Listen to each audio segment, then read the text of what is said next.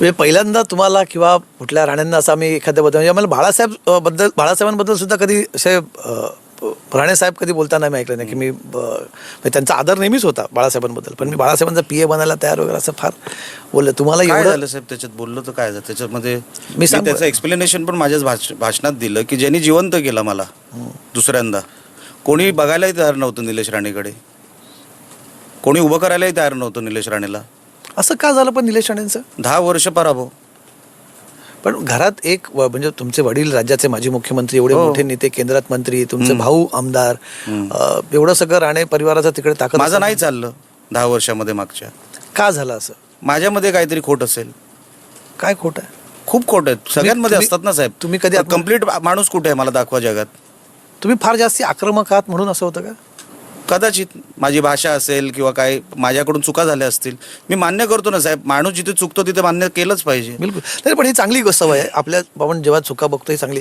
जेव्हा निलेश राणे स्वतःचं बसून आत्मपरीक्षण करतात, इंट्रोस्पेक्शन करतात, थोडं सिंहावलोकन करून बघता मागे, काय वाटतं काय या दोन निवडणुकांमध्ये तुम्हाला पराभव पत्करावा लागतो? का झालं असं? बघा साहेब, 2014ला मी हरलो त्याचं कारण मोदी साहेबांची लाट होती. मोठमोठे गेले साहेब, मी तर लहान माणूस होतो. मोदी साहेबांची लाट होती, 282 तेव्हा निवडून आले भाजपचे खासदार.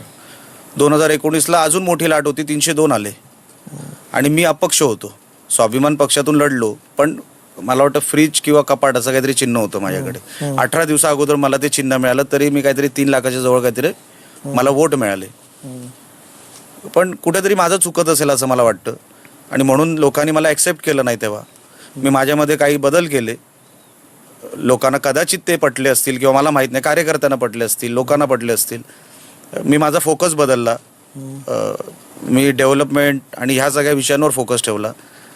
भाषेवर कंट्रोल आणला, वागणुकीवर कंट्रोल आणला आणि मला असं वाटतं ते प्रत्येकाने इंट्रोस्पेक्शन करताना माझंच कुठेतरी चुकतं असं इथून सुरुवात केली तर त्याच्यामध्ये बदल होऊ शकतात. मी चुकतच नाही, तो माणूस कधी सुधरू शकत नाही.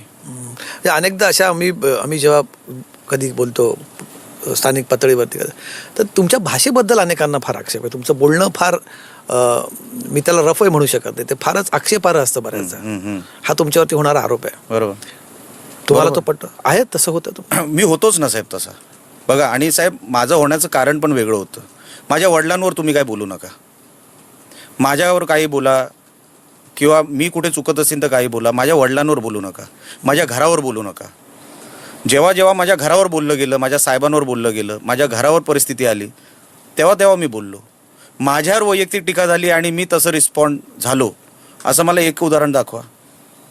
पण तुमचं काय ना, म्हणजे एक राजकीय नेते जेव्हा तुम्ही असताना, तुम्ही पब्लिक लाईफमध्ये असतात, तेव्हा पब्लिकमध्ये तुम्ही माझ्या वडिलांबद्दल बोलताना त्यांना पण तो नियम नाही आहे का? पण मी म्हणजे असं काय काय बोललं गेलं माझ्या वडिलांबद्दल? तुमचं एक भाषण माझ्या आमच्याकडे आहे की म्हणजे ते कितपत दाखवावं मला माहिती नाही, कारण त्यात अर्धा तर बीपच करावं लागेल. दाखवा ना. आहे का आपल्याकडे ते भाषण? आपण दाखवू शकतो ना. मला काय ते अर्ध्या अधिक तर बीपच असेल. करून नाही, बीप पण हटून टाका. नाही, मला काय फरक? आम्हाला पाळावं लागतील मर्यादा. काय तुझं शरीर, काय तुझा थोबाड, डान्स कसला करतो असा आमदार असतो? अहो, कुठे गुहागर मतदारसंघाचं नाव महाराष्ट्राच्या नकाशावर नातू कुटुंबाने नेलं आणि ह्यांनी कुठे नेलं एवढं बघायला. कुठे नातू कुटुंबाने, कुठे हा गुहागरला नातू साहेबांनी त्याचा उल्लेख केला. गुहागरला फक्त 5च कॉन्ट्रॅक्टर, भास्कर जाधव, त्याचा मुलगा जो त्याच्यासारखा दिसतो, 3 साल ह्याच्यासारखे दिसत पण नाही. त्याला घरी कोण आला होता माहित नाही. 3 दिवसातच नाही, दारू पिऊन मुंबईचा वाईन शॉप चालत होतो.